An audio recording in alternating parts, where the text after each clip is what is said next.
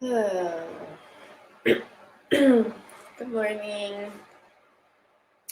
Welcome fall-ish. Welcome fifth season. Yeah, I feel like I want to begin just by breathing. Um, this theme for the month is grief, which can kind of immediately evoke a lot of different things for us. And yeah, I just want to make some room for that. So, if you're watching this now or if you're watching this later, kind of whatever the topic stirs up for you, just an invitation right now to take a deep breath in with that and deep breath out, and just let your system kind of arrive and settle into with whatever's there for you. And yeah, we'll be doing this, at least I'm going to be doing this over the next month. It's what it's kind of been feeling called for in my system and what I've been tuning into my community. And yeah, I'll just be inviting folks into a couple different ways to practice with grief and relate to grief. So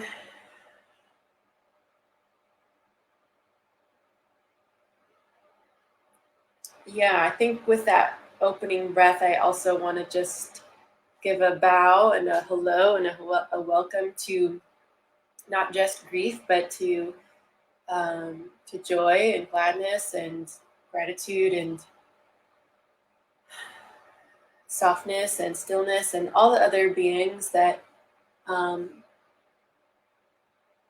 are with us all the time, are moving around us all the time, and just setting the intention that the way we play with this over the next month, that it be for the good of the whole web of life. Yeah, for the visible and invisible worlds. Maybe just a little more balance, a little more harmony, so that we can, ride this human experience together with, a little more ease. Okay, so hello, welcome. I've been sitting with this question and preparing for today of how do you make room for grief? And the story that emerged for me in holding that question for myself was actually happened at this the solstice retreat that I run almost every year. I've run almost every year for the last like 5 or 6 years. And this last year, we were on a break, and this retreat takes place in this beautiful mountain retreat center near Mount Rainier. And I always try to get myself the cabin that's close to the hot tub, so I can pop in there on my free time. I mean, okay, this is like super cush, conditions. So I'm aware of that part. But this at this time, I took a break from, we had a break, and I went and sat in the tubs, and it was raining, cold rain. And I'm sitting in this hot, steaming hot tub. And I was feeling good. I was feeling good from the weekend. Like, I'd been in a pretty good place in my life and relationships. And, the season was feeling, pretty even keeled. And so I'm sitting in the tubs, and I just start to I wasn't even trying to practice, as it were, but my attention just was taken into my sensory experience, and I could really feel the hot water on my body and then the cold drops of rain on my face. And I was just sitting in that experience for a couple of moments, and it felt so good. I remember it feeling just like so delighted in the exquisite, very sweet uh, gift of the whole weekend, the whole experience of being there. And then in that particular moment, like, God, this is my work. And on the break, I get to go, sit in this hot tub, and it's so delightful. And I'm sitting there just like kind of feeling that. And then I remember it feeling like a blossom, like a flower blossoming from my belly up into my heart of grief. And I feel tears come into my eyes. Just felt this wave of emotion arising. And I kind of just let it happen. I felt aware that, like, there wasn't any real story attached to it. I didn't have a sense of like feeling sad about a thing or feeling grief about a thing in particular. It just felt like, oh, something opened, and this river current of energy that maybe had been hiding or stuck somewhere or just was ready to move through, had the chance to move. And so I just let that happen. I stayed in the tub. It was feeling really good. And it also, like, I felt the sadness moving through me. And then in a few minutes it passed, and I, finished my bath and went on to other things. And it really showed me this. It was a really kind of concise example for me about what it takes or what it can look like to make room for grief. So I wanted to share at least the lessons that I've taken from that, which are, the first one for that is that we make room for grief all the time, or we can. The invitation is to make room for grief all the time, like brushing our teeth, like any kind of routine part of our hygiene. And at this level, it's an energetic and emotional hygiene practice to allow and to make room for grief. That we often kind of characterize it as the thing that needs some major catalyst, like a physical death or a big problem, something more extreme to elicit. But I think I'm coming to experience more that there are a million little deaths that happen in a day, because we are bodies in an ecosystem that's always growing and changing. And those little deaths ripple an accumulation of many things, of joy and sorrow. And if those aren't, you don't brush our emotional teeth, or you don't wash your emotional laundry once a week or so, you can get stinky. It builds up. And so the invitation, I guess, I'm offering is we make room for grief all the time. Like anything else we're sort of tending in our, physical and ecological spaces. And I guess maybe the last thing I'll say to that, because in this experience, I wasn't like going through anything. I'm not going. We don't have to be going through a thing to make room for it. And in fact, if we tend to that when we're not going through a thing, it's much easier we have more musculature for making room for grief and other difficult emotions when they're during periods when it's more heightened, when there's more heightened challenge around them. So yeah, it is a hygiene practice. And the second thing I want to offer from this experience is that pleasure in the simplest way, the subtlest, simplest ways, can be an access point to grief and many other things. That having an awareness and nurturing an awareness, an attunement, a capacity for pleasure expands our capacity for all things, for attuning and relating and being able to move with and be resilient with all other aspects of life. And yeah, and what I mean by pleasure is, again, not anything extreme or cathartic necessarily. It can be very, very simple. The sensation of your skin, your hands on your skin, or the sound of leaves rustling. And in addition to this, it's not, what the nurture, cultivation of pleasure offers is that it's not required that we go chasing or stirring up grief or getting really into it in dramatic, cathartic ways. We don't have to chase it down. Or, like when I lead grief ritual or grief practice, the joke is kind of like, okay, now we're just going to cry for an hour. No, it does not. It's not that. It doesn't have to be that. Actually starting with very simple awareness of nurturing pleasurable sensation, that builds a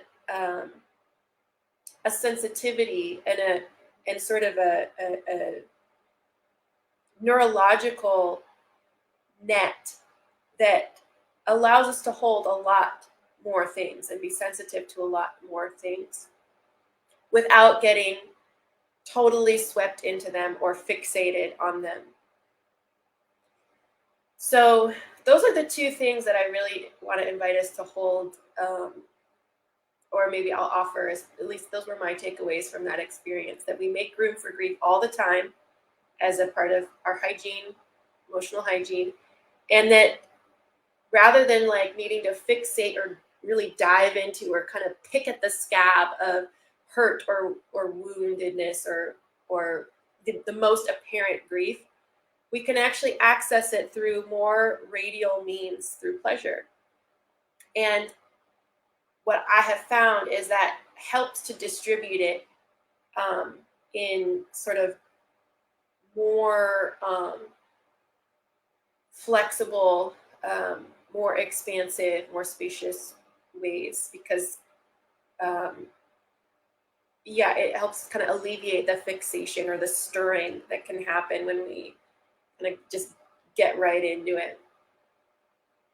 So I guess in closing, I'll offer, it's just some of the bigger picture that I'm sure many of you know already, but and maybe is why you're tuning in. Like, grief is one of these emotion beings, these spirits that's been largely exiled from dominant culture. And we could go into a lot of reasons about why that is, but I'll keep us in the sort of present time of the practice of tending to grief in semi-frequent but low-key ways. It doesn't, again, have to be a long, drawn-out, cathartic experience. Those can be very powerful, and it takes a particular container to hold that. So I've really built more around like these semi-frequent but low-key ways of just setting a little place for grief to show up if it wants to tell a story if it wants to, amidst a number of other, settings at the dinner table for all the other parts of our life that are part of our wider ecology. And for me, that's really been a way of restoring myself to a bigger wholeness, and then restoring my singular beingness to the web of life, to participation in a wider web of life that includes grief and joy and pleasure and sadness and rage and the whole spectrum. So I'd love to hear, anything that's landing for you from this. Please share in the chat if you would like to. Also happy to hear, like, where are you? Who's listening? Like, where are you? And yeah, what is there anything that's landing for you in what I'm sharing? And while you do that, if you want to do that, I'll offer the 3 invitations that I want to leave you with. Maybe just planting seeds, or maybe there's something you really want to take and work with. And the first one is to start or restart, if it's something you've done in the past but maybe has gone by the wayside a little bit, to strengthen your attunement to subtle pleasure. So what's one thing, well, you can do it right now together. What's one thing that you can attune to right now? What's something you notice in your physical environment, even just like, is there a color that is beautiful or bright, or is there a warmth to the air? So can you notice something right here, right now, that feels, if not pleasant, then at least neutral, or sometimes even less bad is the best scale that we have. So just letting that attunement to subtle pleasure start to form a kind of net, or a foundation for welcoming a sensitivity to all things, to the whole spectrum. So that's the first, to start to strengthen our attunement to subtle pleasures. And if there's something you notice in your system, in your environment right now, that you can tune into, just go ahead and put that in the chat if you want to. Like, what's one subtle sensory pleasure? It doesn't have to be like super indulgent or high intensity, right? Like, it could be like, actually, the thing I'm noticing, I've painted my walls deliberately this yellow and this blue because I really love this color, and I can like take a little bit of, it helps my body just sort of rest back a little bit. Yeah, Lisa, great, the Palo Santo. So the second invitation is to start to imagine grief as a kind of being, or a current of energy in the ecology of our, our, what we call individual, but our self-being, in our inner ecology and in the wider ecology. Like, can we start to just imagine or allow that grief is a current that flows through the cosmos, that is part of what keeps the balance of the whole. And sometimes we find we have wandered into that current and we're like doused in it, right? And sometimes our toes are just kind of on the edge.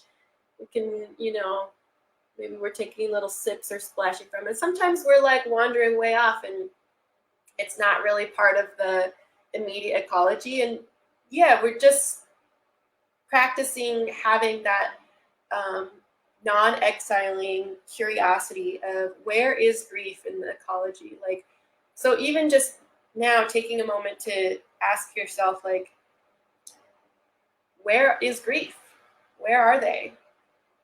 If they were a character or a being, or a color, a frequency, an element from the natural world, just let your imagination tell you, like, what would they look like for you? Where would they be? How would they be showing up right now in this season of your life?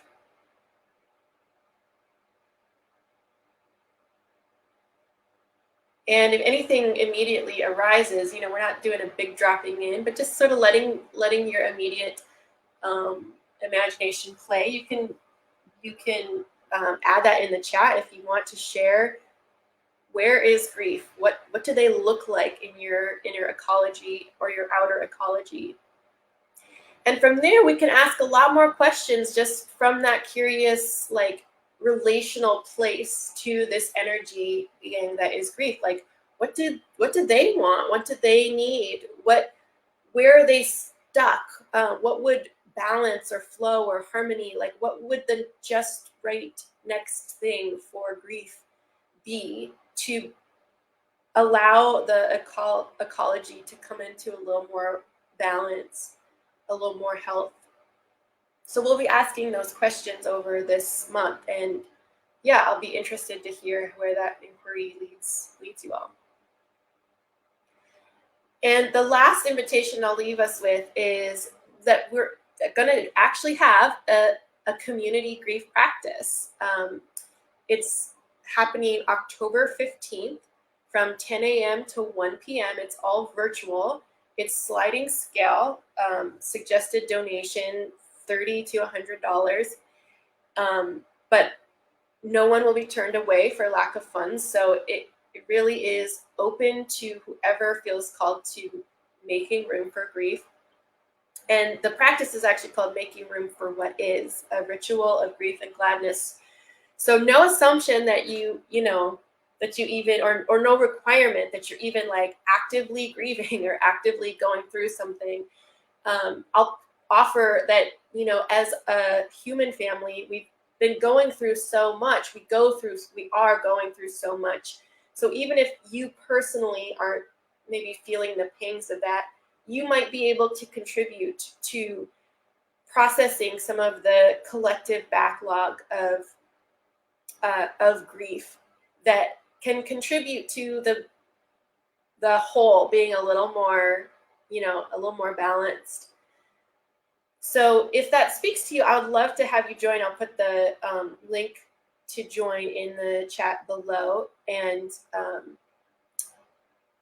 all the instructions to sign up are there. And then please continue to join and tune in on Fridays for the next couple weeks. If this is something that is an area you want to work on. I'm also, I create these weekly. So if there's a particular topic or way of exploring this that you would be interested in, I'd love to hear that, a question that you have or something that you're working on that we could maybe work on together.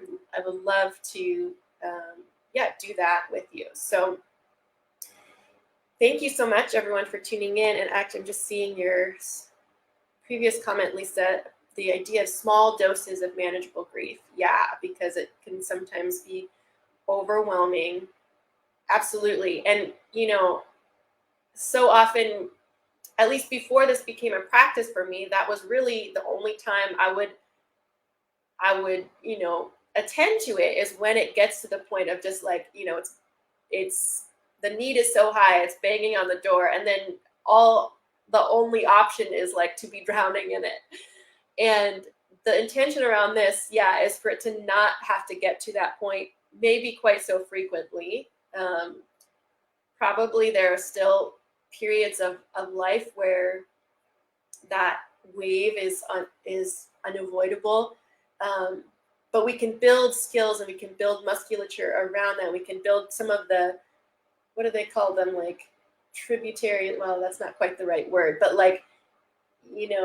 funnel some of that out preemptively, so that when the bigger waves come, there's a little more space for it to move through our systems.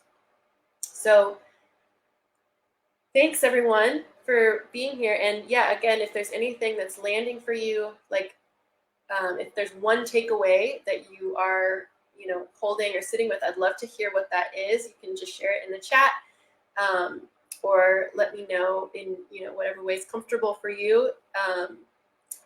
And any questions that you have that you want to explore during this month as we look at grief, please share those. And love to see you at the grief ritual in October. All right, thank you, everybody, and see you later. Have a beautiful Friday.